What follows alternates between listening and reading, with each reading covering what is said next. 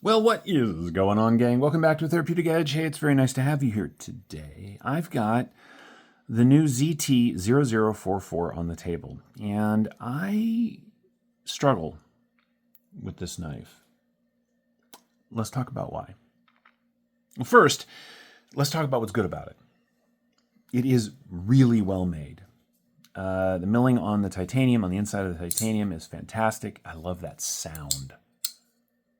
It's got a great noise when you open it. I had a flashlight. I knew that I did. If you look, I'm not sure that's going to show up. Come on now. Well, anyway, it's milled. Really milled on the inside. They put in a bunch of work in there. So it's light. The button lock does not give up. And I've had some that do. I don't do that very often, but it's a thing. It's got a really interesting pivot, different than usual, at least on that side, different than usual. It's got a nice deep carry clip. It's S45 VN, running on bearings. Look, this is a great knife. The sort of neutral handle shape makes it very comfortable. It's not too big. It's not, which that's actually part of the problem. But having said that, now I got to talk about the thing that I don't like. It's $340. What the hell? Now,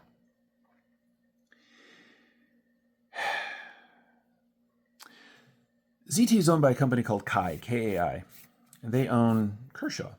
In the last year, couple of years, Kershaw has made a string of their more popular knives like the Iridium in better materials. This is one of my all-time favorite knives now. It just is. This is the Iridium in carbon fiber and M390. And God, what a great knife this is. It's about 180 bucks. Where is the other $160 coming from? I don't know. And that bugs me. Now, there was a time when ZT was known for its monster knives. Hold on. By way of example, the 0920. This is a $340 knife if they were still making it. And what I mean by that is there is micro milling on... God, this is beautiful. There is micro milling on the titanium. The inside is milled out. The blade is CPM 20 CV. It's a monster. And yet, to this day, when I get a fancy or expensive knife, this is what I compare it to for overall build quality and just putting attention into the knife. This thing is amazing. These were about 280 bucks when they were released, $300, let's say. With this sort of pricing, they'd charge 600 bucks easy for this now. And that's insane. This is too much money. Okay, so maybe we stay away from, that. What else do we got? Well, back in the good old days, they made stuff like this. This is the 0300. It is titanium. It's titanium and G10 on a steel liner. Blade steel's nothing fancy, right? It's just S30V. Look at the size of this knife. Uh-huh. Or, if you want to go more modern than that, how about the 0308? This was $320. And I thought that was crazy. This is ZT. This is zero tolerance. This is Kershaw.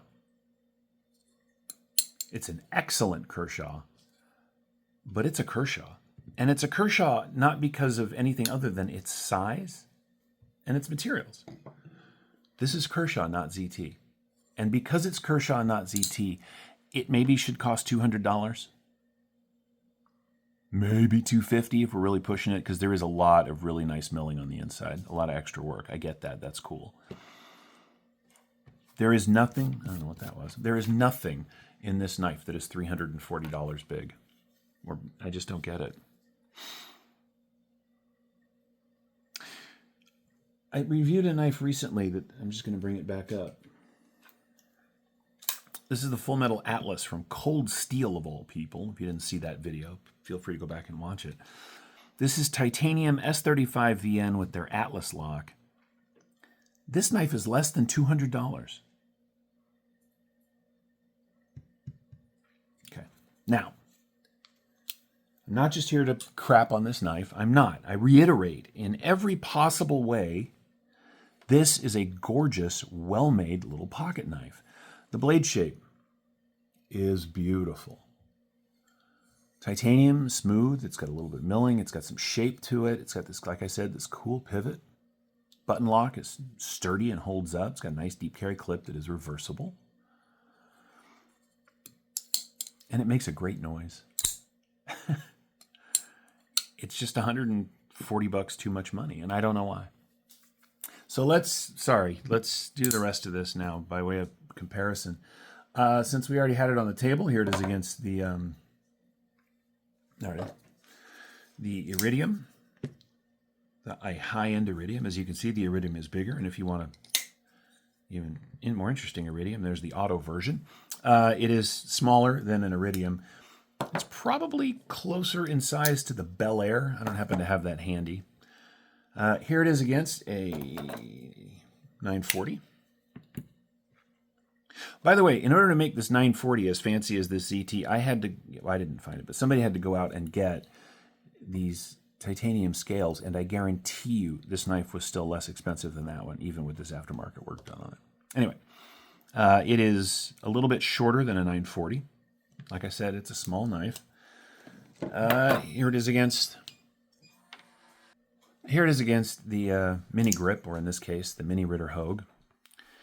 And it's a little bigger than that, which is nice. The basic specs on this thing. Sorry about that noise. My wife just got home. We are looking at 7.5 inches overall. We are looking at 3 1/16 or an eighth of cutting on 3.5 inches of S45 VN. Grip area from behind the flipper, a little over 3.5. Closed length, we are coming in at 4 1/4. At its widest, which is right about here, we're coming in at about 1 1/4 inches. It's a really reasonably sized pocket knife. And again, it is really well made. I love that the blade stop has got grooves cut into it. It's just a neat feature. Like, there's a lot of little things that show they were thinking about this knife. But $340? No. That is stupid. Let's go ahead and break out the calipers. See where we fall. At its thickest, way back here, the blade is 3 millimeters of S45 VN, and the handle is 11.8 millimeters, which is a little shy of a 1/2 inch. Let's weigh it.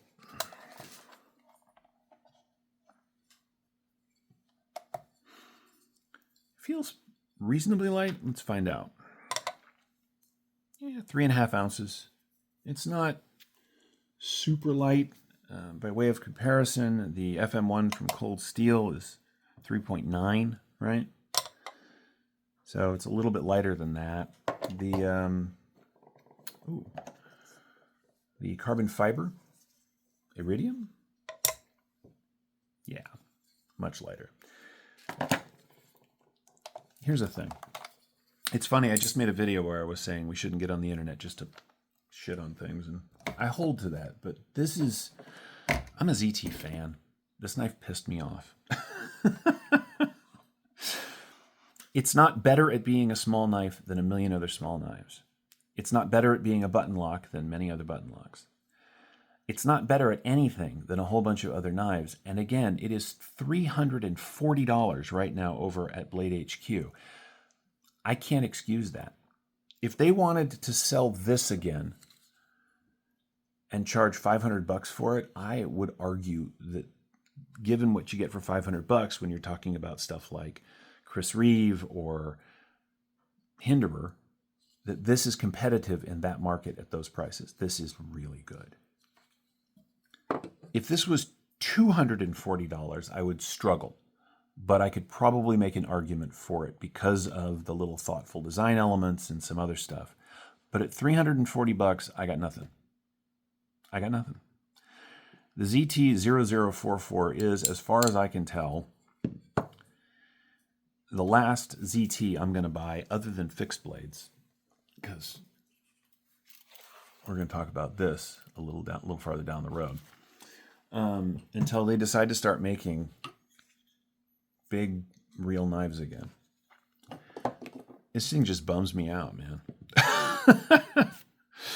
There are a million knives out in the world right now that are made of these same materials that will cost you $200 less. Not just $100, but $200 less than this. So if you were thinking about getting one of these, hit me up in the comments, and I'd be happy to point you at 10 knives that do everything this does that will cost you half the price, minimum. If you're really committed to getting one, because you love ZT, which is why I ended up getting one, you won't be disappointed in the actual knife itself. There's nothing wrong with it. In fact, there's a lot right. It's just way too expensive.